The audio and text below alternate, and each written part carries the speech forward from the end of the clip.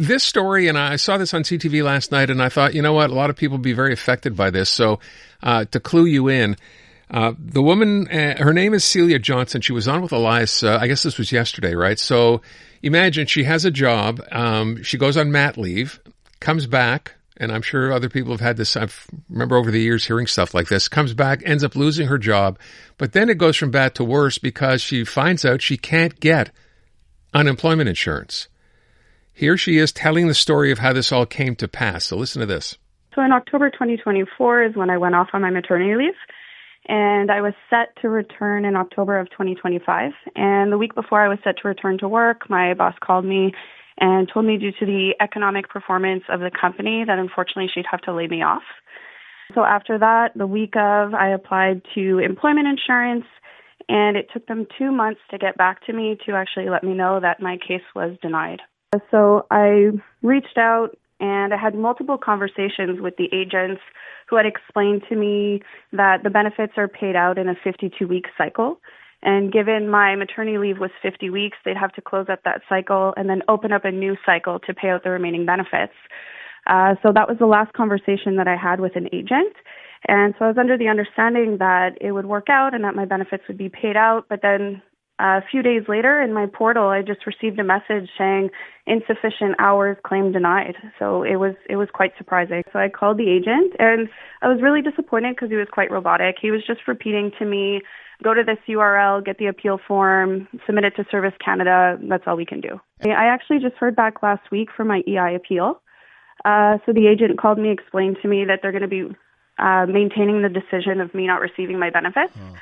But he did inform me, he's had to make these calls a lot more often than he likes. He doesn't agree with it.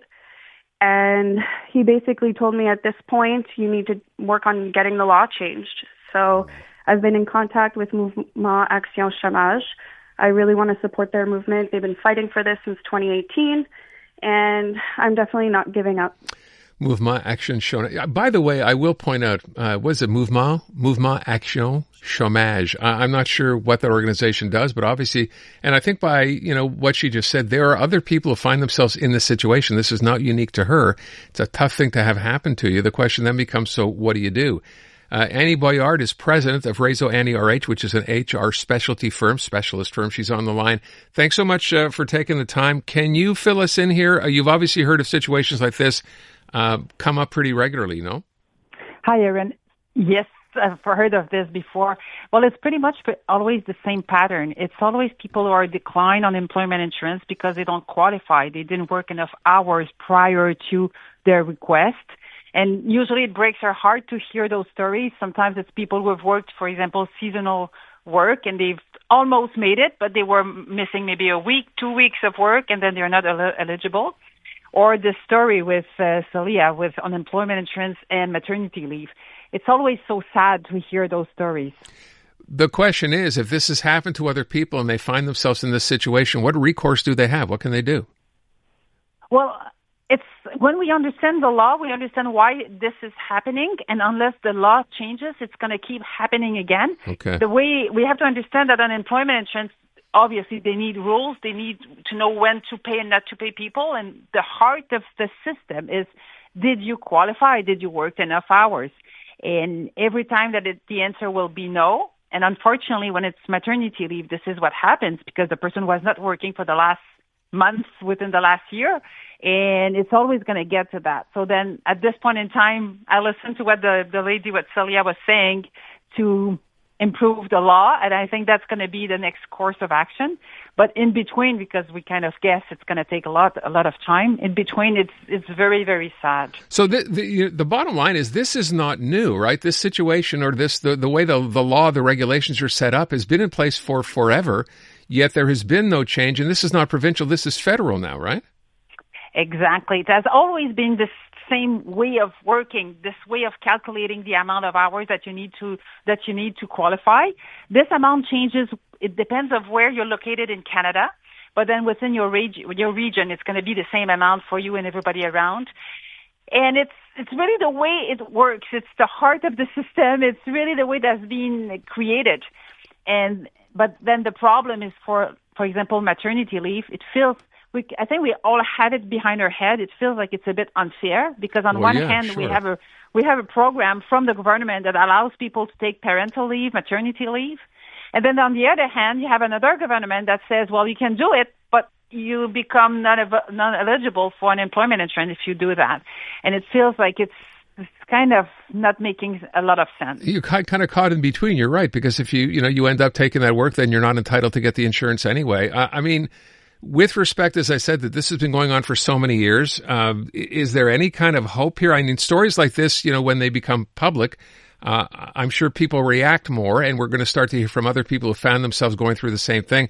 Is there some hopefulness here that the government or whoever's in charge of this particular file, obviously A, knows about it, and B, might be making some changes or is considering making some changes?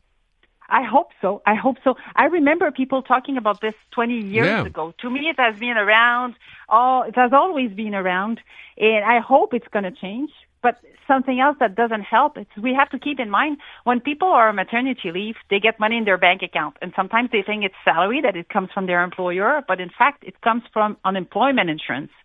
So that's why it's twice more complicated because they empty their bank of hours and their insurance when they were on maternity leave, and you're coming back to the same entity asking to pay again.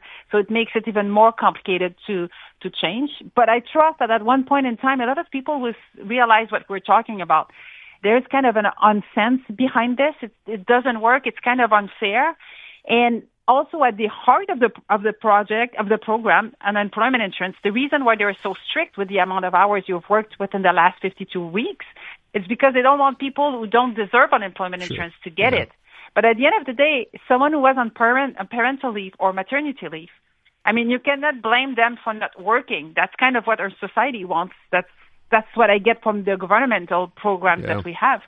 So we're punishing them for doing something that I think everybody agrees that it's normal that they're not working. They're staying at home to take care of a kid. Caught in between is really what this comes down to, right? It's really a shame that this happens. It's even worse that this has been going on for as long as it has, and yet we're talking about it now. As you said, you've been dealing with this for 20 years. So I don't know. I wish her the best. I know she's been talking to people on a Facebook group, and other people have weighed in who are going through the same thing. Let's hope there's some kind of solution coming up sooner rather than later. Annie, thanks so much for the time. Really appreciate it. Pleasure, Aaron. Have a good afternoon. You too. Annie Boilard over at Reseau Annie RH. There is no answer here, right? And the point, I guess, as she said, is the money that you get while you're on mat leave is not your employer's money. It's coming, part of it anyway, from that unemployment insurance fund. It's kind of like you're damned if you do and damned if you don't. There's got to be a better way. Unmistakably Canadian. It's the music that raised you. The artists raising the bar. Hi, this is Brian Adams. Hey, my name's Brett Emmons. I'm from the Glorious Sons. Hi, I'm Nelly Furtado. Made in Canada. The station that champions Canadian music. Loud, proud, and all yours. No passports required. Just press play. Tap into Made in Canada now on iHeartRadio.ca or the free iHeartRadio app.